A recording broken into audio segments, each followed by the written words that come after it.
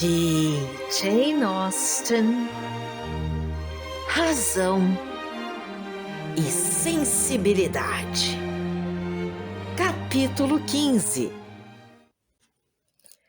A visita da senhora Dashwood à Lady Middleton deu-se no dia seguinte, e duas de suas filhas a acompanharam. Mas Marianne dispensou-se de participar do grupo, pretextando estar ocupada. E sua mãe, que concluiu que, na noite anterior, Willoughby lhe prometera uma visita durante a ausência delas, estava perfeitamente satisfeita com o fato de ela permanecer em casa.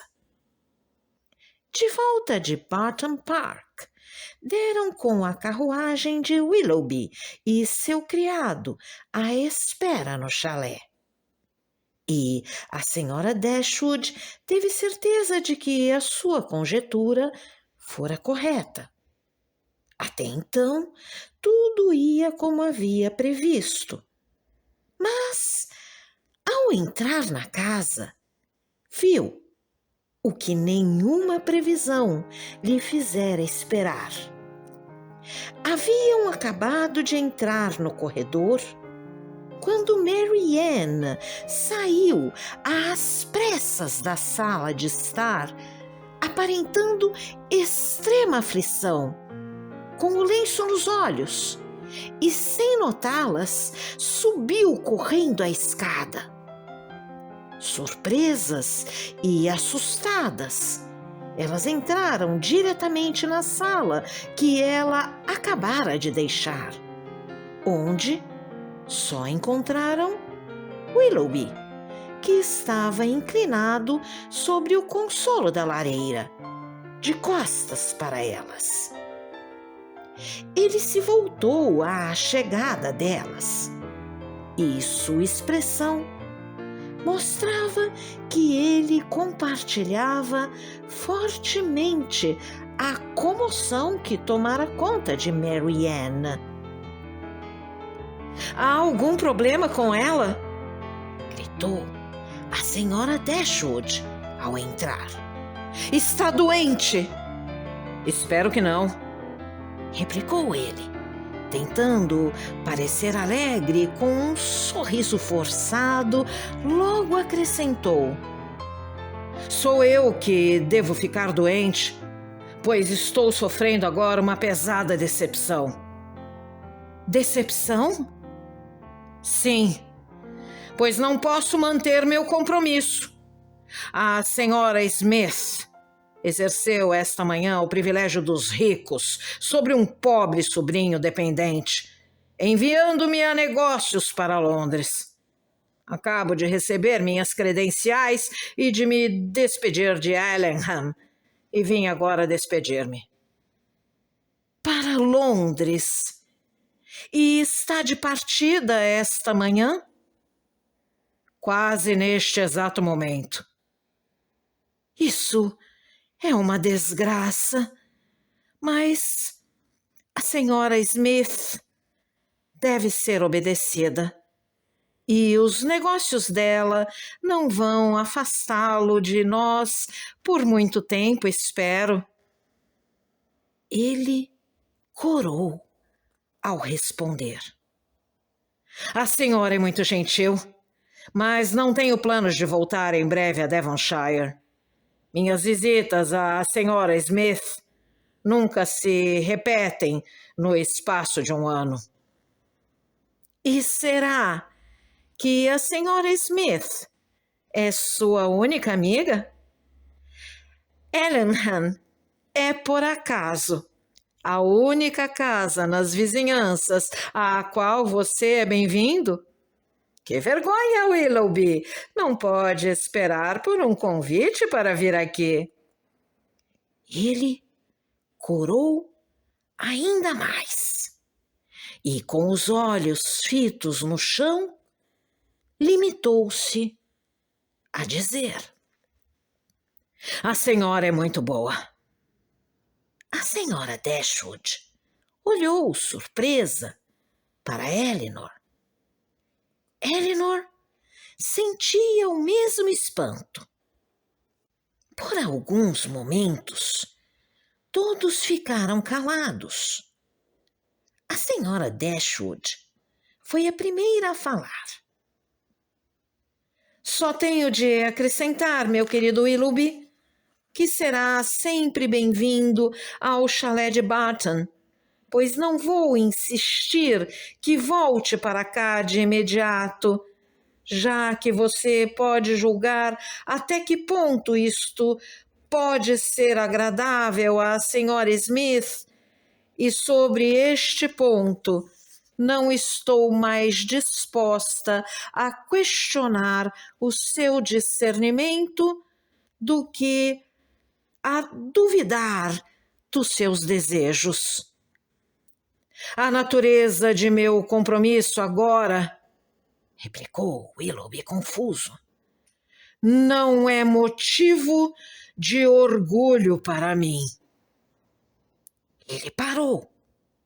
A senhora Dashwood estava surpresa demais para falar, e outra pausa se fez. Ela foi quebrada por Willoughby, que disse, com um sorriso fingido: é loucura perder meu tempo assim. Não vou atormentar-me mais permanecendo entre amigas cuja companhia me é impossível desfrutar no momento. Despediu-se, então, rapidamente delas e deixou a sala. Elas o viram entrar na carruagem e, num minuto, o perderam de vista.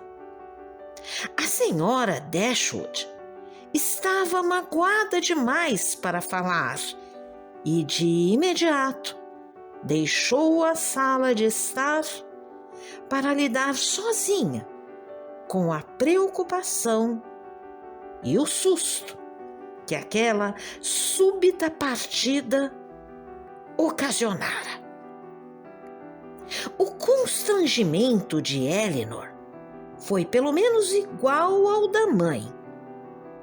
Pensava no que acabara de se passar, com angústia e desconfiança.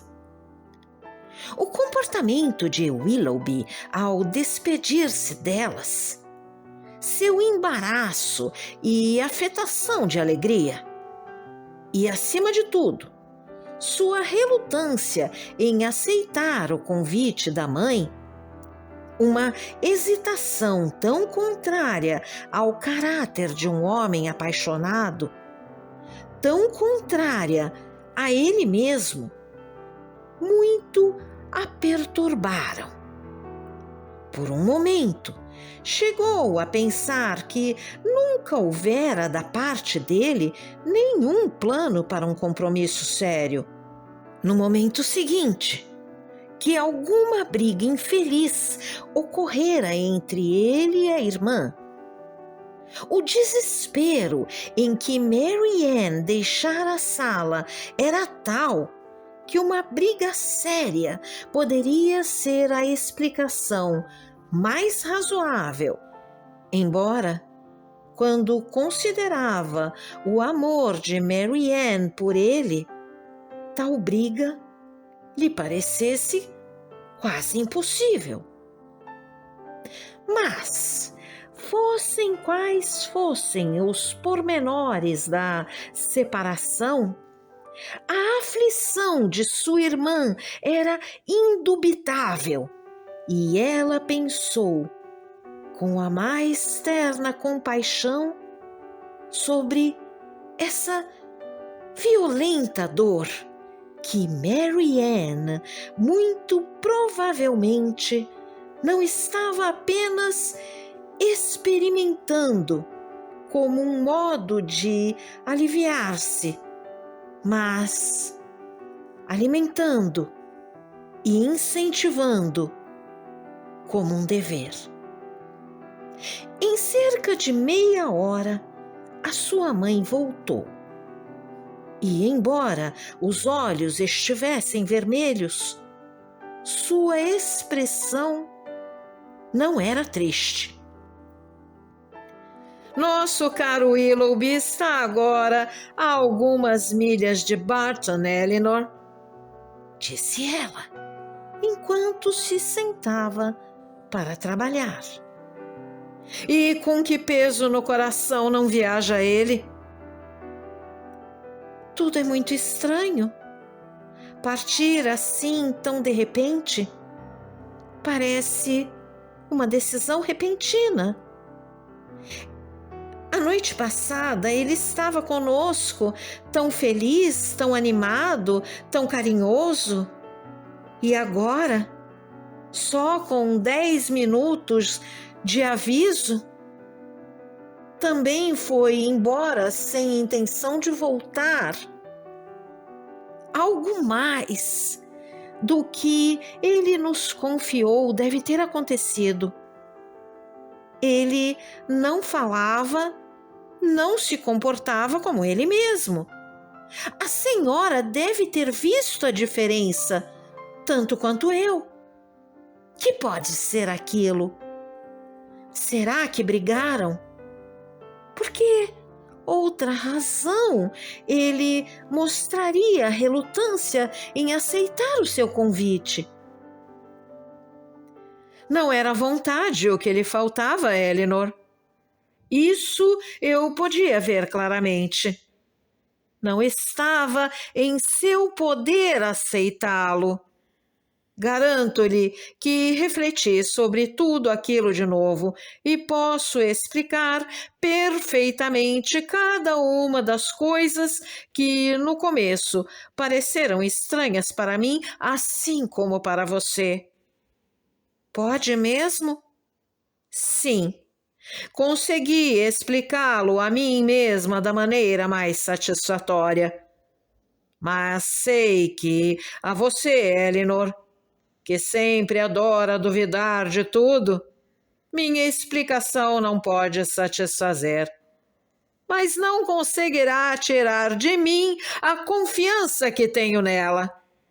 Estou convencida de que a senhora Smith, suspeita do interesse dele por Mary Ann, desaprova-o talvez porque tenha outros planos para ele. E por isso está impaciente para vê-lo longe daqui. Estou certa também de que o negócio pelo qual ela o afastou daqui foi um pretexto inventado por ela com esse fim. Acho que foi isso que aconteceu. Além do mais, ele está ciente de que ela é muito contrária a essa união e, por isso, não ousa confessar agora a ela seu noivado com Mary Ann e se sente obrigado, por sua situação de dependência, a participar dos planos dela e ausentar-se de Devonshire por uns tempos. Sei que me dirá que isso pode ou não ter acontecido, mas não darei ouvidos a nenhuma objeção capciosa, a menos que me mostre outra maneira tão satisfatória quanto esta de entender o caso. E então, Elinor, o que tem a me dizer? Nada. A senhora antecipou a minha resposta. Então me diria que isso pode ou não ter acontecido. Ah, Elinor, como são incompreensíveis os seus sentimentos. Prefere acreditar no mal a crer no bem. Prefere ver a desgraça de Mary Ann e a culpa do pobre Willoughby a admitir uma desculpa para ele. Está decidida a achar que ele é culpado, porque se despediu de nós com menos carinho do que de costume. E não pode fazer nenhuma concessão à distração e ao espírito deprimido por decepções recentes? Não podemos aceitar probabilidades, simplesmente porque não são certezas? Nada se deve conceder ao homem que tivemos todos os motivos para amar e do qual não tivemos nenhuma razão no mundo para pensar mal, e nenhuma concessão à possibilidade de motivos irrepreensíveis em si mesmos, mas inevitavelmente secretos no momento. E afinal, que suspeitas tem contra ele? Nem eu mesma sei. Mas a suspeita de algo desagradável é a consequência inevitável de uma alteração como a que vimos nele. Há muita verdade, porém, no que a senhora disse a respeito das concessões que devemos fazer-lhe. E quero ser imparcial com todos em meu julgamento. Willoughby, sem dúvida, pode ter razões suficientes para o seu comportamento e espero que as tenha. Mas seria mais próprio de Willoughby reconhecê-las de uma vez. O sigilo pode ser recomendável, mas estou intrigada com o fato de ele o praticar. Não o culpe, porém, por fazer coisas que não condizem com seu caráter quando isso é necessário. Mas admite mesmo que o que disse em sua defesa é justo? Fico feliz com isso, e ele sai absolvido. Não inteiramente. Pode ser correto esconder o noivado, se é que eles estão noivos, da senhora Smith. E se for o caso, deve ser muito conveniente para Willoughby ficar pouco em Devonshire no momento. Mas isso não é desculpa para escondê-lo de nós. Esconder de nós?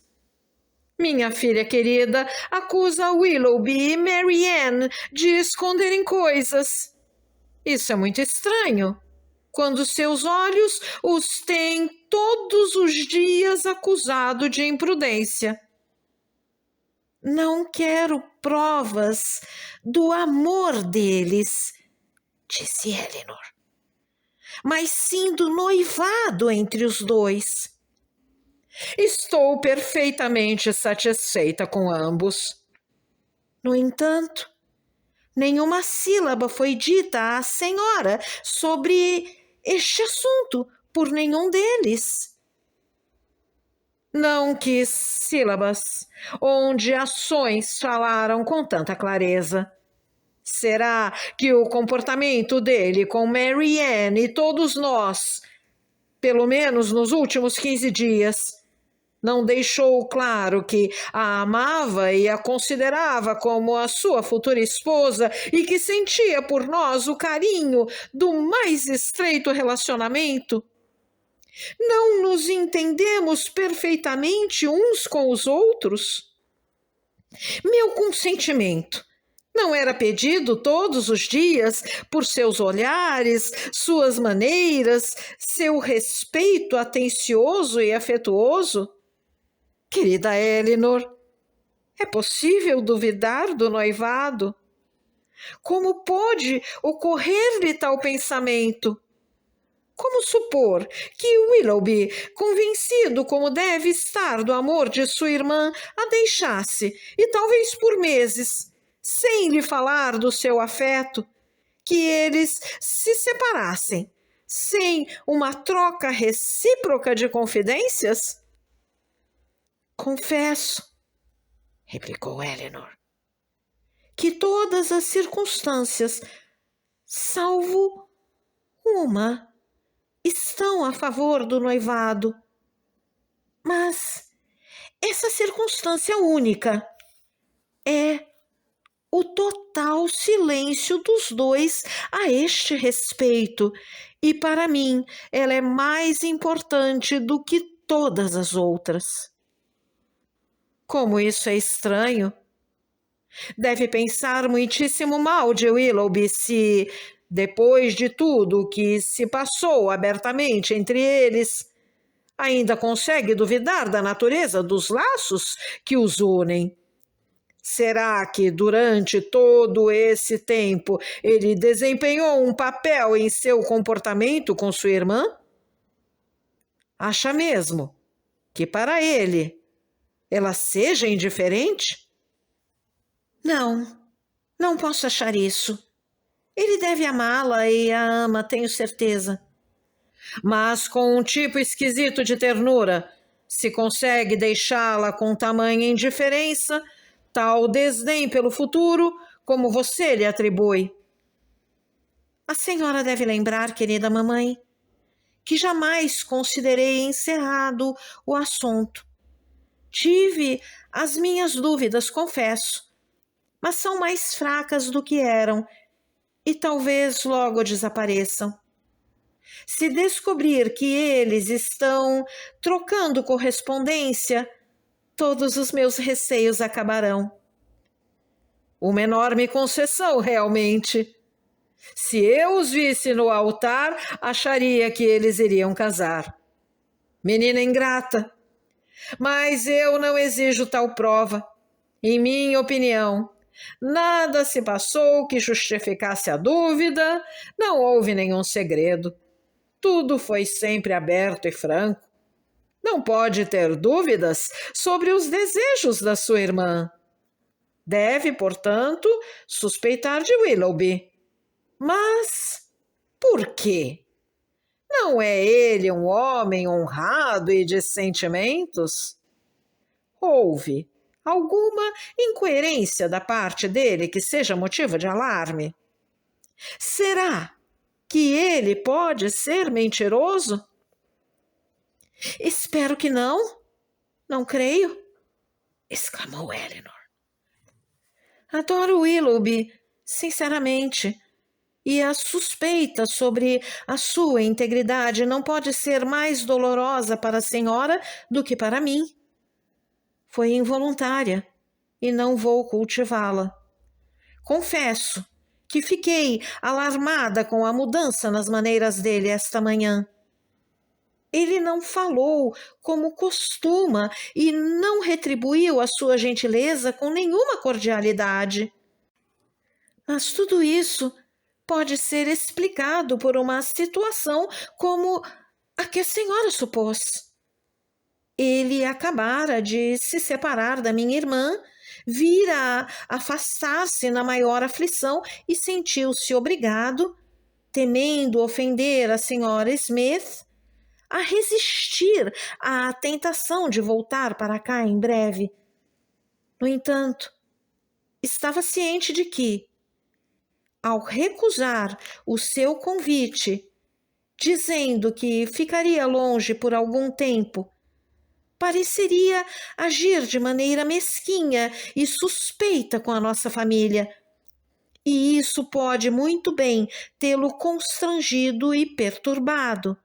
Nesse caso, uma admissão clara e franca das suas dificuldades teria sido mais honrosa, creio eu, bem como mais coerente com seu caráter geral. Contudo, não farei objeções contra o comportamento de ninguém sobre bases tão mesquinhas como uma diferença de julgamento ou um desvio do que eu possa julgar correto e coerente. Tem razão no que diz. Willoughby certamente não merece que suspeitemos dele. Embora nós não o conheçamos há muito tempo, ele não é um estranho nesta parte do mundo. E quem alguma vez já falou algo contra ele? Se estivesse em condições de agir com independência e casar imediatamente, poderia parecer estranho que ele nos deixasse sem logo me informar de tudo. Mas não é esse o caso. Trata-se de um noivado que, sob alguns aspectos, não teve um início dos mais felizes, pois o casamento pode acontecer num prazo muito incerto. E mesmo o sigilo, até onde sabemos, talvez seja aconselhável no momento. Foram interrompidas pela entrada de Margaret.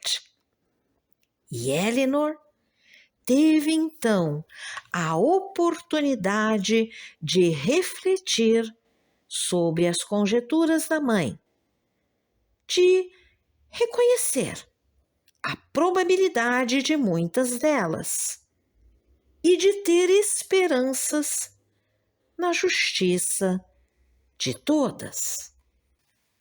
Não viram Marianne até a hora do jantar, quando ela entrou na sala e ocupou seu lugar à mesa sem dizer palavra. Seus olhos estavam vermelhos e inchados e parecia que, mesmo naquele momento, tivesse dificuldade para conter as lágrimas. Evitou os olhares de todas elas. Não conseguiu nem comer, nem falar. E depois de algum tempo, quando sua mãe lhe apertou silenciosamente a mão com compaixão, sua frágil compostura não resistiu. Começou a chorar copiosamente e deixou a sala. Essa violenta depressão persistiu durante toda a noite. Estava sem nenhuma força, pois não tinha nenhum desejo de autocontrole. A menor referência a algo ligado a Willoughby imediatamente a derrubava. E embora a família estivesse muitíssimo atenta ao seu bem-estar, era impossível para elas, ao falar, evitar todos os assuntos que seus sentimentos relacionavam a ele. Se você gostou desse áudio, deixe seu like, compartilhe, deixe também seu comentário e se inscreva no canal, ativando o sininho para ser avisado dos próximos vídeos. Um grande abraço e até a próxima!